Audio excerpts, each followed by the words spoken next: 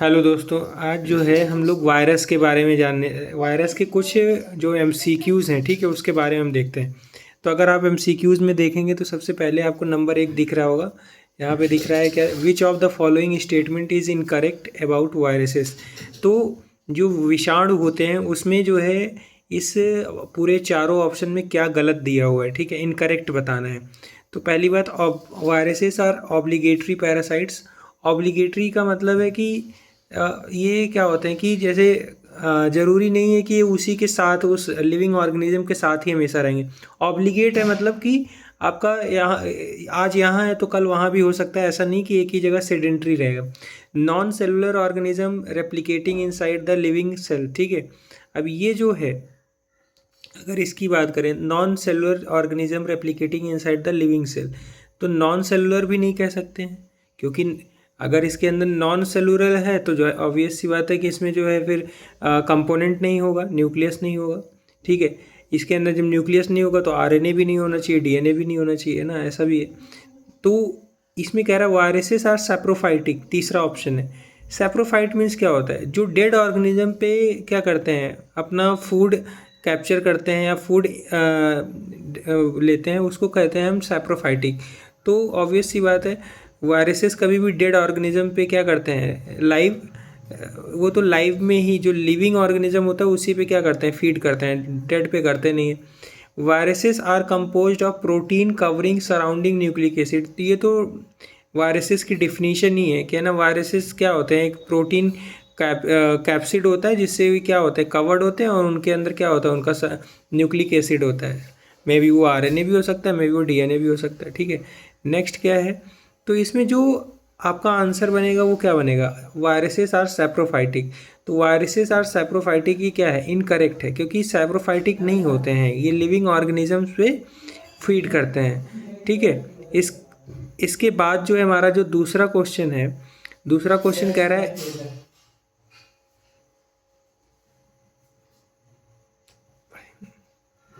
दूसरा क्वेश्चन है, Stanley B Prusiner in 1982 suggested cause of scrapie in sheep they had only protein capsid and no nucleic acid core.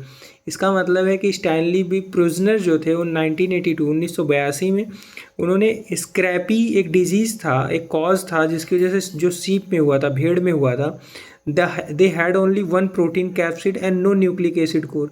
मतलब अगर virus है तो virus के अंदर क्या होगा, प्रोटीन कैप्सिड होगी और प्लस उसके अंदर आपका न्यूक्लिक एसिड होगा, वो वायरस होगा। लेकिन जो यहाँ पे कॉज देखा शीप में, स्क्रैपी में, स्क्रैपी जो कॉज था इस शीप के अंदर, उसमें देखा कि जो न्यूक्लिक एसिड है वो तो है ही नहीं, केवल प्रोटीन है।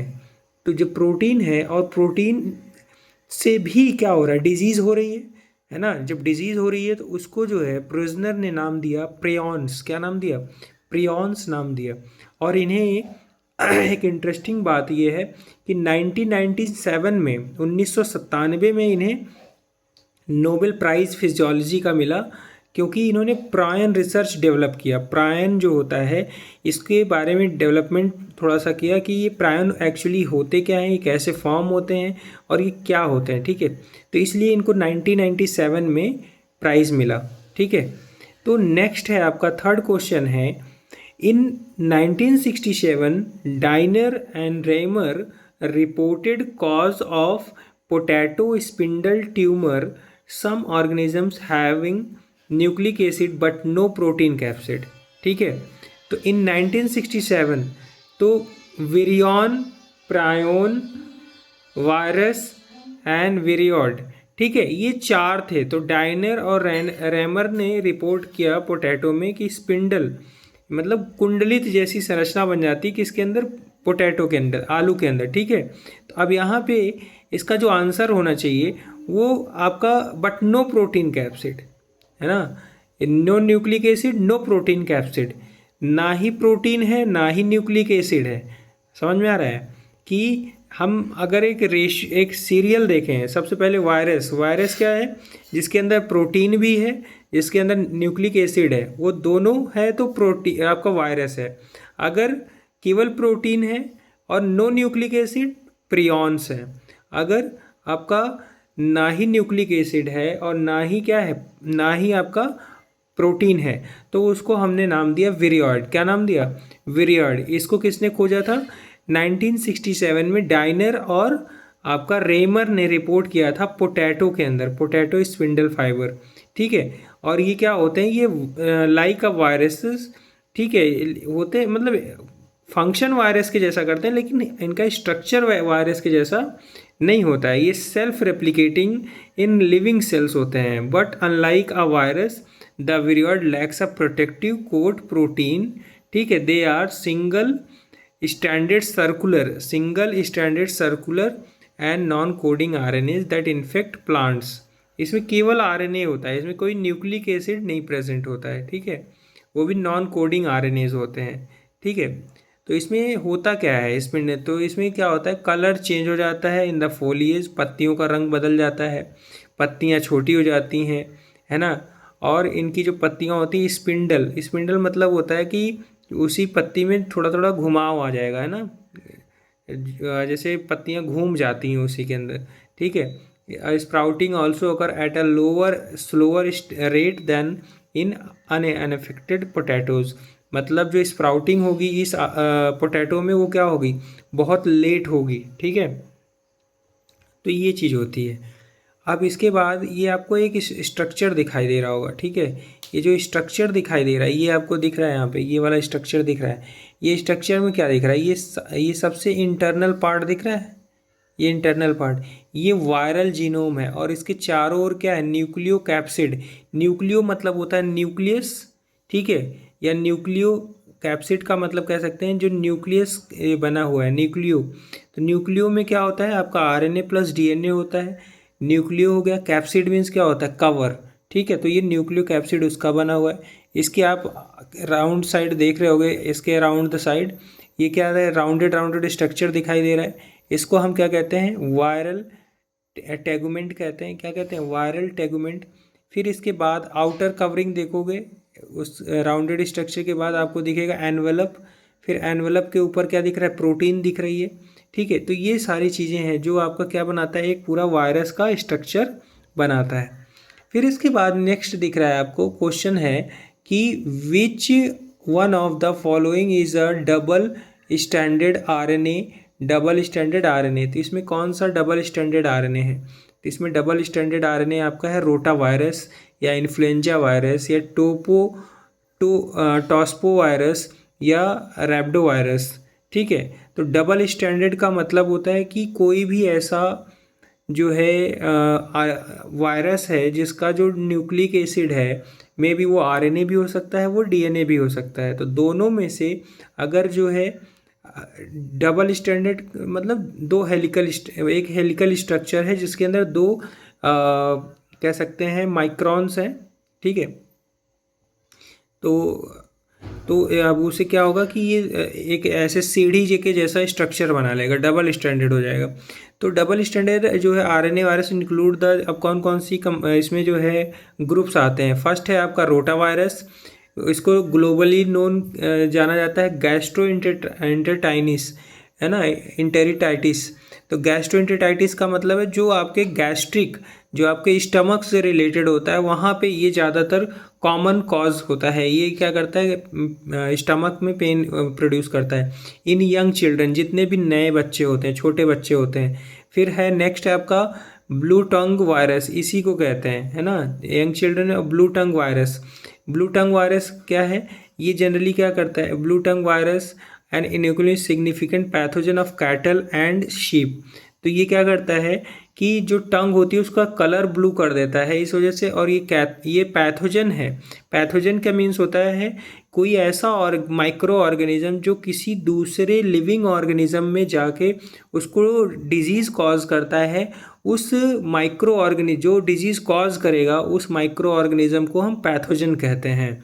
ठीक है, तो अब यहाँ पे ये क्या है, कैटल और शीप के लिए पैथोजन है।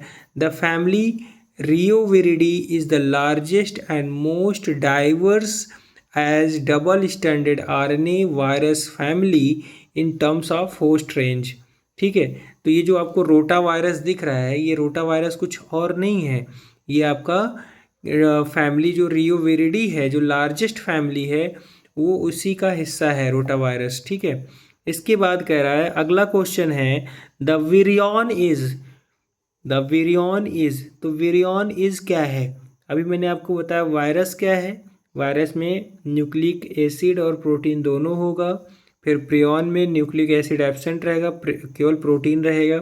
विरियड्स में दोनों एब्सेंट रहेगा।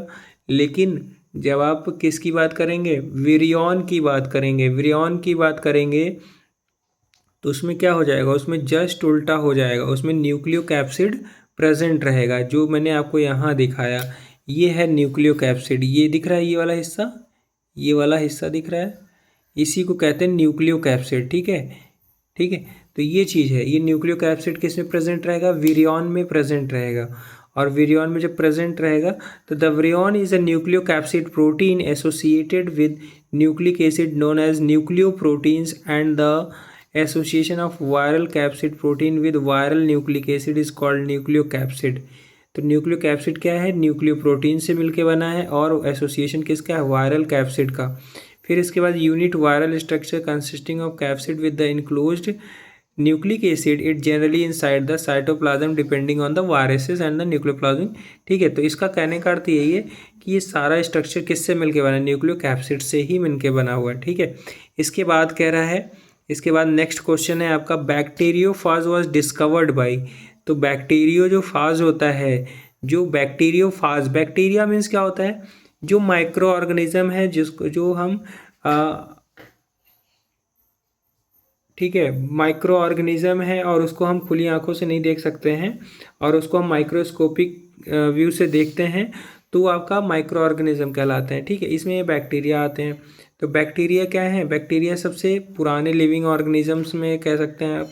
ठीक है, अब ये जो बैक्टीरिया हैं, इनको हम आपका किंगडम मोनेरा में रखते हैं, इतना आपको क्लियर है। ठीक है, अब इसकी बात कह रहा है कि इसकी खोज किसने की, और तो बैक्टीरिया की खोज नहीं पूछ रहा है, बैक्टीरियोफाज की खोज पूछ रहा है। तो बैक्टीरिया मैंने बताया क्या है, जो है आपका मोनेरा किंगडम में पाए जाते हैं, और ये जो है कह सकते हैं आप यूनिसेलुलर होते हैं। ठीक है, और उसके बाद इसमें जो है आपका मतलब प्रोकैरियोटिक होते हैं मेनली, क्योंकि इनमें न्यूक्लियस जो होता है वेल डेवलप्ड नहीं होता है। और तो लेकिन अब इस बैक्टीरिया को कोई खा जाए, अगर जैसे कोई है, कोई पर्सन है, मतलब कोई ऑर्गेनिज्म है जो इस बैक्टीरिया को खा जाए, तो वो क्या है, बैक्टीरियोफाज है। क्या है वो, बैक्टीरियोफाज कहलाता है। अगर कोई बैक्टीरिया किसी भी कोई भी वायरस किसी बैक्टीरिया को खाता है ना, या उसके डीएनए को डिस्ट्रॉय करके अपना डीएनए बनाता है, तो उसको हम बैक्टीरियोफाज कहते हैं। और इसकी सर्वप्रथम खोज की थी F.W. Twort and Felix d'Herelle. ठीक है, इंडिपेंडेंटली दोनों ने अलग अलग खोज की थी, F.W. टॉल्ट ने भी और फेलिक्स डी हैरेले ने अलग अलग खोज की थी। ठीक है, तो ये चीज़ हो गई। धन्यवाद दोस्तों। इसके बाद अगला जो क्वेश्चन होगा 14 क्वेश्चन, और 14 नहीं 7 क्वेश्चन, वो अभी अगले वीडियो में मिलेगा आपको। अगर आपको पसंद आया हो वायरस के बारे में ये चीज़ें, तो लाइक कीजिए, सब्सक्राइब कीजिए और अपने दोस्तों में शेयर कीजिए। और आपको दिख रहा है कि ये टीजीटी में भी पूछे जाते हैं, और ये आपको ये भी बता दूं, ये नीट में भी पूछे जाते हैं। ये क्वेश्चंस नीट में भी पूछे जाते हैं, यूपीपीएससी में भी पूछे जाते हैं।